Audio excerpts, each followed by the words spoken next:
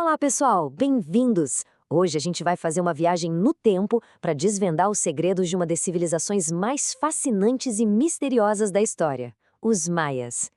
Pensem bem, eles construíram pirâmides monumentais, desenvolveram uma escrita super complexa e conseguiam mapear as estrelas com uma precisão, nossa, de cair o queixo.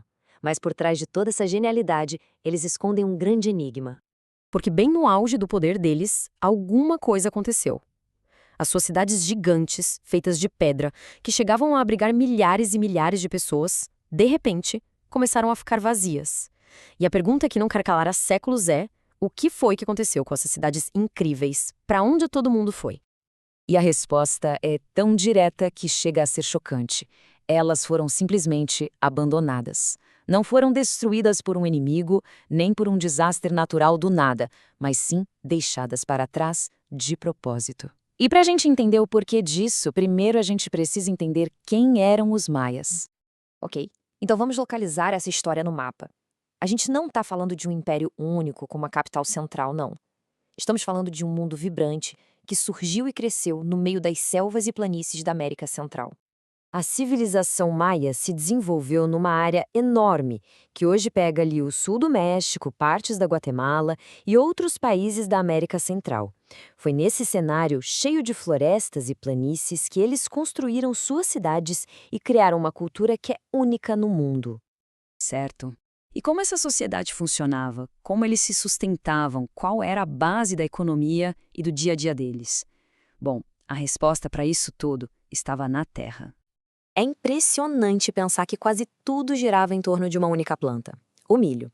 Ele não era só o principal alimento, não. Era o centro da vida, da cultura maia.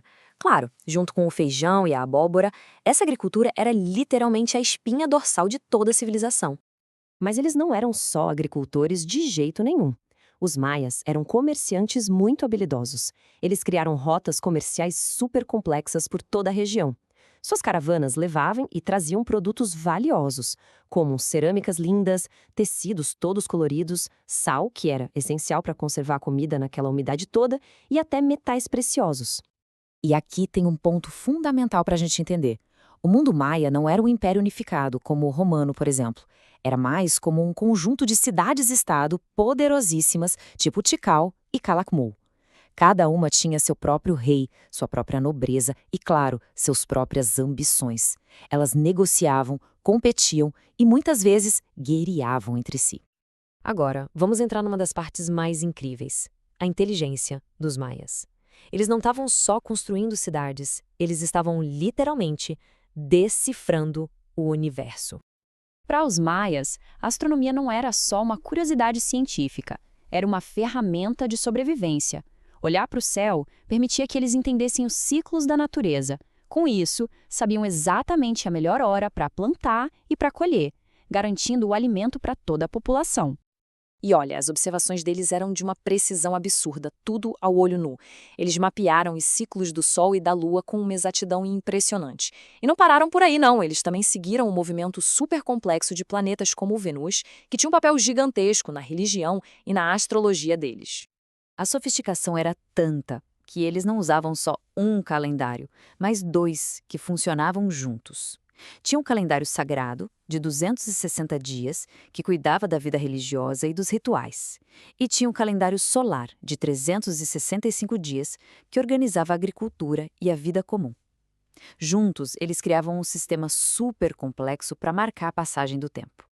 Com todo esse conhecimento do céu, é claro que eles precisavam de uma matemática muito avançada para dar conta de tudo isso. E foi essa necessidade que levou a uma das invenções mais geniais da história do pensamento humano. Qual será que foi essa invenção? Isso mesmo, o conceito do zero.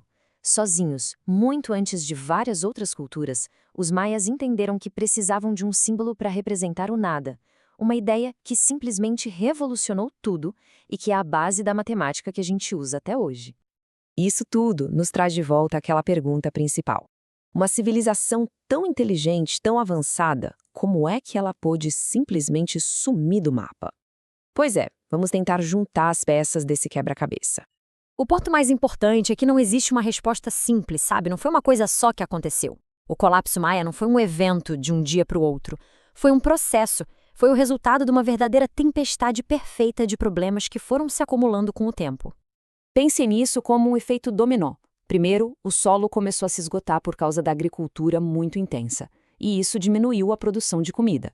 Depois, vieram secas muito longas, talvez até por mudanças climáticas, o que piorou a fome. Com menos comida e menos recursos, as guerras entre as cidades-estado ficaram mais comuns e muito mais violentas. E por fim, com fome e guerra por todo lado, os governantes perderam a confiança do povo e o poder deles simplesmente desmoronou. Então, o que a gente pode concluir? Essa sociedade tão brilhante e complexa acabou sendo, de certa forma, vítima do próprio sucesso. A população cresceu muito, a pressão sobre o meio ambiente ficou insustentável e a política virou um caos. Essa combinação de desafios se tornou grande demais, levando ao abandono lento e gradual daquelas cidades incríveis.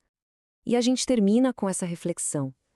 A história dos maias é um grande alerta, sabe, sobre o equilíbrio delicado que existe entre uma civilização e o seu meio ambiente, entre a ambição política e os recursos que a gente tem. A pergunta que fica no ar é: que lições a história dessa civilização tão genial e do seu colapso, causado por tantos fatores, pode nos ensinar sobre os desafios que nós mesmos enfrentamos no nosso mundo hoje?